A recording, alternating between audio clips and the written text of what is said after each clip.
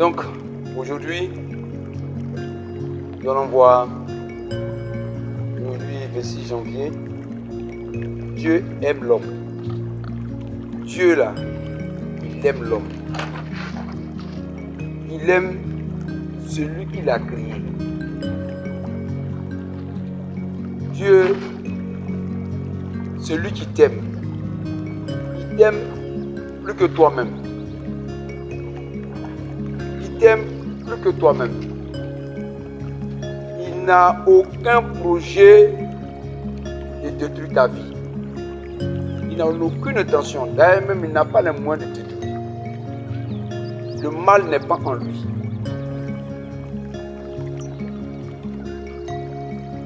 Amen. Donc nous devons savoir ça. Dieu a de bonnes intentions pour chacun d'entre nous. Quand Dieu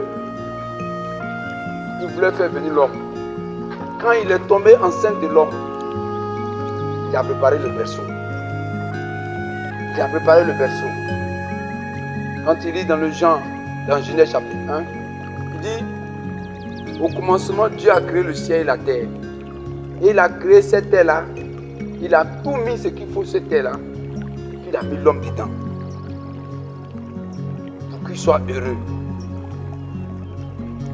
Donc, ce Dieu-là, il nous aime. Il nous aime. Quand tu lis toute la création, tu vois combien de fois il nous aime. Aujourd'hui, de quoi nous vivons? Nous vivons de toutes les ressources qu'il nous a données. On trouve l'or où? C'est dans la terre. C'est pas au ciel, ni dans une autre planète. Dieu t'aime. Dieu t'aime. N'aie pas une pensée de dire, mon malheur là, c'est Dieu qui fait ça. Dieu ne sait pas comment on envoie malheur à quelqu'un. Amen.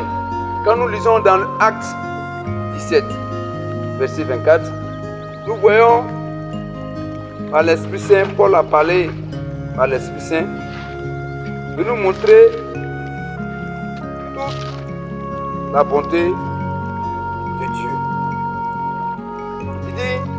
Il dit, le Dieu qui a fait le monde et tout ce qu'il contient, c'est le Seigneur du ciel et de la terre. Le Dieu qui a fait le monde et tout ce qu'il contient, c'est le Seigneur du ciel et de la terre. Tout ce que le monde contient, c'est Dieu qui a fait ça. Amen. Il dit, il n'habite pas dans les temples construits par les hommes. Dieu n'habite pas dans une maison qu'on construit, qu'on appelle église, ou qu'on appelle temple, ou qu'on appelle, c'est pas, c'est tout ce que tu peux prendre comme nom. Il n'habite pas là-bas. Il n'a pas besoin qu'on le fasse vivre. Rien ne lui manque.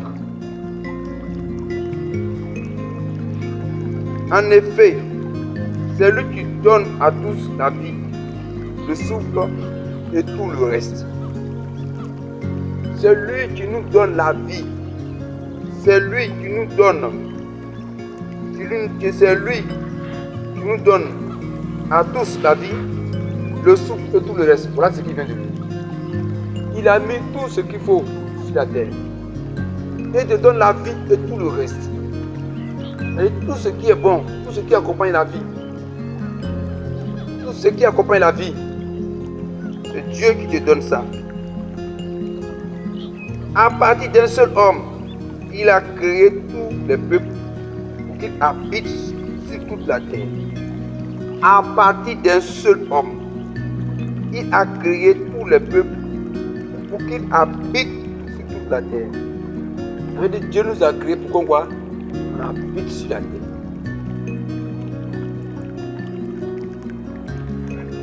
Il nous a créés quoi? Pour quoi? On vive sur cette terre. Pas pour habiter quelque part d'autre, mais dans le ciel, ici. Ici. Donc, celui qui veut qu'on habite sur cette terre-là, ne peut pas penser du mal à cette terre. Pourquoi? Celui qui l'a voulu. Il nous a payé cette terre. Et il a mis tout ce qu'il faut pour vivre cette terre. Donc, Dieu est là, c'est lui qui nous aime. Dieu t'aime. Dieu t'aime. C'est pas lui qui a créé la mort. C'est pas lui qui a créé le diable. Diable veut dire adversaire. Dieu n'a pas créé notre propre adversaire. Celui qui a construit une voiture, il n'a pas créé celui qui a détruit une voiture. Amen. Amen. Amen. Il a créé un ange qui s'est radicalisé, qui s'est rebellé. Il a créé un ange qui s'est rebellé. C'est pour cela qu'on l'appelle diable. C'est-à-dire qu'il est devenu quoi? Un adversaire. Dieu n'a pas créé la mort.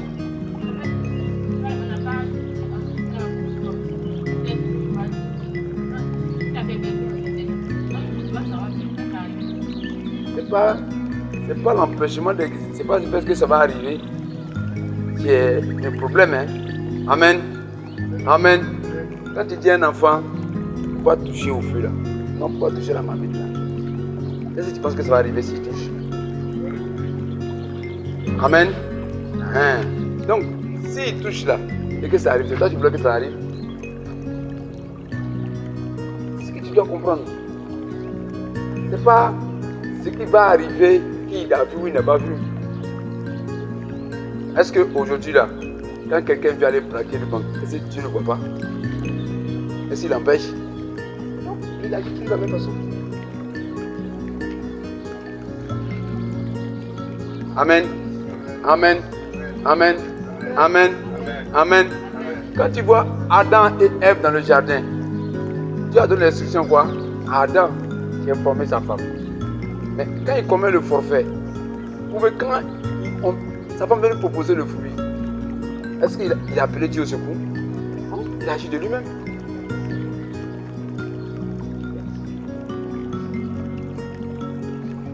Dieu a mis le fruit, c'est pour ça qu'il a préparé Jésus avant la création du monde. C'est le plan B. C'est-à-dire que si l'homme échoue, donc Jésus va venir quoi? Pour régler le problème. Ce n'est pas l'omniscience ou l'omnipotence, ce n'est pas une faiblesse, mais c'est une force pour réparer une situation. Quand nous-mêmes nous voyons, quand on est pauvre, quand un enfant regarde notre télévision, on peut le frapper à mort. Pourquoi on fait ça? On n'a pas moyen pour acheter l'autre. Ceux qui ont les moyens, quand l'enfant casse des doigts de pauvre, il a cassé, il dit: oh papito, pourquoi tu as fait ça? Oh, on commence à faire: papa, non, je n'ai pas fait exprès. Alors il appelle le Libanais, il n'a qu'à voir l'autre en pareil. Amen. Amen. Il a la solution. Est-ce qu'il a envoyé l'enfant de casser la télévision? Non. Mais il a la solution. C'est la capacité à répondre à une situation qui fait de toi un Dieu, une puissance, une force. C'est la capacité de prévenir et de régler le problème. Donc, si Dieu est omniscient, donc tu veux quoi? Donc, il va nous empêcher d'agir. C'est-à-dire que nous-mêmes, on ne peut rien faire, c'est lui qui va tout faire. C'est ça qu'il s'agit. Parce que quand on est papa, quand on voit que notre fils est devenu, à un certain âge, est devenu majeur, on lui laisse la responsabilité. Mais non, on te laisse la main, on s'en va. Il peut venir, il peut toujours là, il peut oublier, gaz peut prendre feu. Mais qu'est-ce qu'on fait? On cherche à réparer, puis on continue. Une autre fois encore, on va lui laisser encore la maison. Amen. Amen. Amen. Amen. Donc réfléchis. La réflexion des hommes, comment tu vois c'est tordu? Qui savait qu'ils allaient manger fruit? Oui. S'ils savaient qu'ils allaient manger fruit, s'ils savaient qu'ils allaient manger fruit, il faut qu'il apporte la solution quand ils vont manger le fruit. C'est pour ça qu'aujourd'hui, il a donné quoi? Jésus. Pour que tu ne t'inquiètes plus, ne t'inquiètes plus, parce que tes parents mangent fruit. Mais que toi, tu acceptes Jésus, pour que toi, ne sois plus quoi? Condamné. C'est ça l'amour de Dieu. L'amour de Dieu, l'amour d'un père, c'est répondre à une situation de la famille. Répondre aux besoins de ses enfants. Tu as beau prévenir, mais si l'enfant n'écoute pas, est-ce que tu vas le laisser parce qu'il a désobéi ou parce qu'il a mal plongé, puis maintenant voilà le feu l'a brûlé? Tu vas encore le quoi? Le secourir. Ça, c'est l'amour du papa. Amen. Amen. Amen. Donc, Dieu, il t'aime. Il t'aime. Prenons le psaume 145. Quand on lit dans le psaume 145,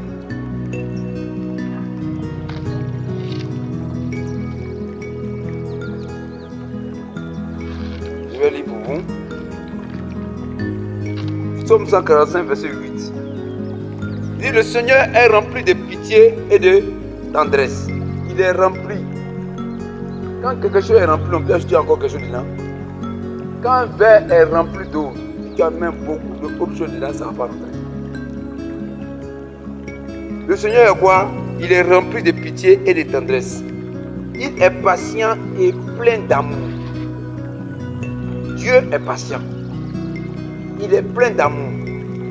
Quand il s'est montré à Moïse, il dit, moi je suis lent en colère, riche en bonté. Il dit, il est patient et plein d'amour. Verset 8. Amen. Amen. Le verset 9 dit quoi? Il dit, le Seigneur est bon pour tous. Il aime avec tendresse tous ceux qui l'a créé. Il a montré ça dans le livre de Jonas. Dans le livre de Jonas, Jonas qui se plaint, Dieu l'a envoyé, il fallait dire, menacer le peuple de Nive. Il dit, dans 48 heures, si vous n'avez pas donné votre vie à Dieu, Dieu va venir détruire votre vie. Maintenant, dès qu'il a fini de dire ça, tout le monde a gêné. Mouton haut, poulet haut, tous les animaux sont en gêne, en train de supplier le Seigneur. Et Dieu dit, bon, comme ils ont compris la leçon, ils sont humiliés, dit maman, bon, j'ai parlé, il laisse tout. Jonas s'est fâché. Il dit, ouais, c'est à cause de ça que je ne voulais pas venir là. Parce que toi là, tu es rempli de bonté et de pitié. Il sait que s'il vient ici là, tu vas les pardonner. Tu as vu? Donc Jonas n'est pas content. Pourquoi il n'a pas détruit le peuple?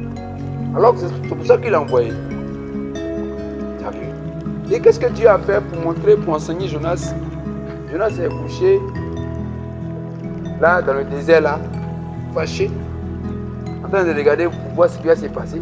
Et là, Dieu a changé d'avis, puis il a détruit le peuple. Et il est couché là, Dieu a fait pousser une plante pour le couvrir à l'ombre là. Donc il était bien content de cette plante là, parce qu'il est bien à l'aise sous l'ombre de l'arbre là, cette plante là. Le lendemain, Dieu a envoyé vers piquer plante là, la plante là a séché. Il est fâché. Pourquoi ça lui fait mal? Pourquoi cette plante là? Là, Dieu lui dit maintenant, toi, plante là, c'est pas toi qui as planté ça. C'est pas toi qui as planté ça, mais ça te fait mal. Oui. Il dit, mais pourquoi toi tu as pris cette plante là? Toi tu vois comment j'ai pitié de 120 000 personnes qui sont là-bas, plus les animaux. Il n'est pas les hommes, on m'a dit quoi? Plus quoi? Les animaux. Ah, tu as créé les animaux? C'est Dieu. Tu as créé 120 000 personnes? C'est Dieu. Moi aussi là.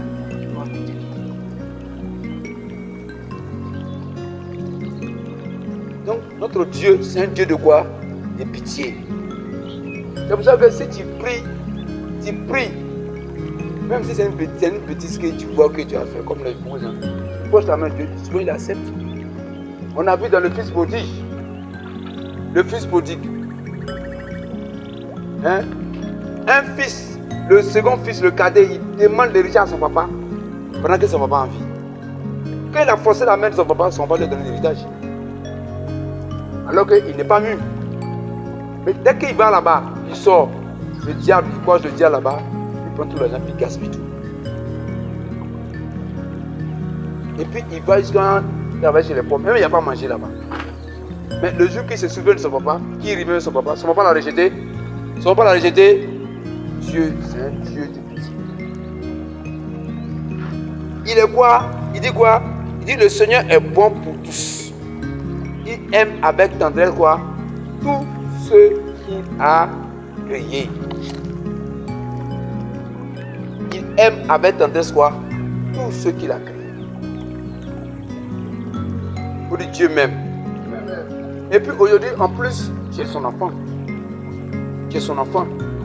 Tu es son enfant. Tu es son enfant. Et regarde ce qu'il nous dit dans Matthieu 7, 11. Matthieu 7, 11. Regarde ce que la parole de Dieu, Jésus même nous dit, nous révéler la révélation du cœur de Dieu.